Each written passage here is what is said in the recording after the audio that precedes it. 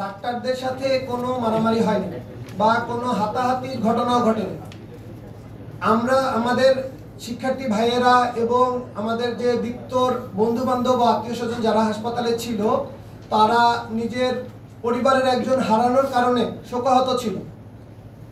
এবং যখন এই হাসপাতাল কর্তৃপক্ষ যখন আমাদেরকে সন্ত্রাসী বলে আখ্যায়িত করে তখন কনফারেন্স রুমের মধ্যে আমাদের উত্তপ্ত বাক্য বিনিময় হয়, কিন্তু কোনো হাতাহাতি বা হামলার কোনো ঘটনা ঘটেনি। ডাক্তারদের সাথে কোনো মারামারি হয়নি বা কোনো হাতাহাতির ঘটনাও ঘটেনি।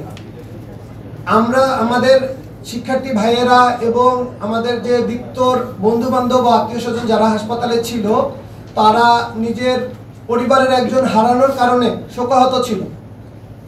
এবং যখন এই হাসপাতাল কর্তৃপক্ষ যখন আমাদেরকে সন্ত্রাসী বলে আখ্যায়িত করে তখন কনফারেন্স রুমের মধ্যে আমাদের উত্তপ্ত বাক্য বিনিময় হয়, কিন্তু কোনো হাতাহাতি বা হামলার কোনো ঘটনা ঘটেনি। উপরোক্ত বিষয়টা আমরা এভাবে বলতে পারি, ওখানে উপস্থিত যে সাধারণ রোগীর আত্মীয় স্বজনরা ছিল ওইখানে, তারা যখন ডাক্তারদের উপরে এই সুযোগে হামলা করার জন্য আসে আমাদের সাধারণ শিক্ষার্থীরা ডাক্তারদেরকে সেভ করার জন্য এগিয়ে যায়। আচ্ছা, আমরা শুনেছিলাম যে আপনাদের ঢাকা মেডিকেল কলেজের যে বোর্ডের ডিরেক্টর রয়েছে তাদের সাথে আপনারা বসেছিলেন এই মৃত্যুর পরে, একটা ওখানে আলোচনা হয়েছিল, সেটা নিয়ে একটু ব্রিফলি বলবেন কিনা কেউ, যে আসলে ওখানে আলোচনাটা করে কি সুরাহা হয়েছিল বা কি কি সিদ্ধান্ত এসেছিল?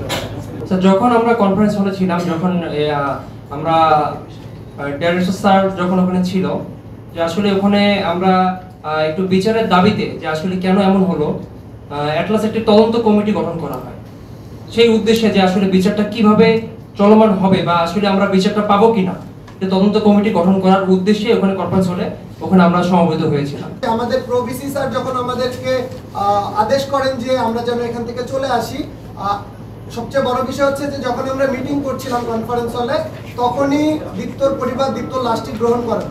যার মানে আমাদের কনফারেন্স শেষ হওয়ার আগে দীপ্তর লাশটি হাসপাতাল ত্যাগ করে এবং আমরা আনুমানিক রাত 8টার দিকে আমাদের সকল শিক্ষার্থী শান্তিপূর্ণভাবে ঢাকা মেডিকেল হাসপাতাল ত্যাগ করে।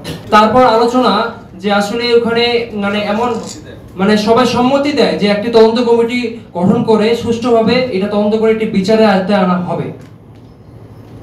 কিন্তু সেই তদন্ত রিপোর্ট প্রকাশ হওয়ার আগে কেন বিউবিটির নামে মিথ্যা মামলা দেওয়া হলো এবং বিউবিটির অজ্ঞাতনামা 40 থেকে 50 জন ছাত্রকে যে ব্লেম দেওয়া হলো, এটা কেন হলো এটা আমরা জানতে চাচ্ছি।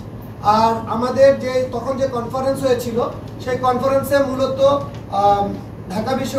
ঢাকা মেডিকেলের যিনি মহাপরিচালক ছিলেন উনি ছিলেন, আমাদের প্রভিসি স্যার ছিলেন, আমাদের টেক্সটাইল ডিপার্টমেন্টের চেয়ারম্যান স্যার ছিলেন, তারা বসে সিভিল ডিপার্টমেন্টের চেয়ারম্যান স্যার ছিলেন, স্যাররা একসাথে বসে, আমাদের সাধারণ ছাত্ররা ছিল, দীপ্তর আত্মীয় স্বজন ছিল এবং ডাক্তাররাও ছিল।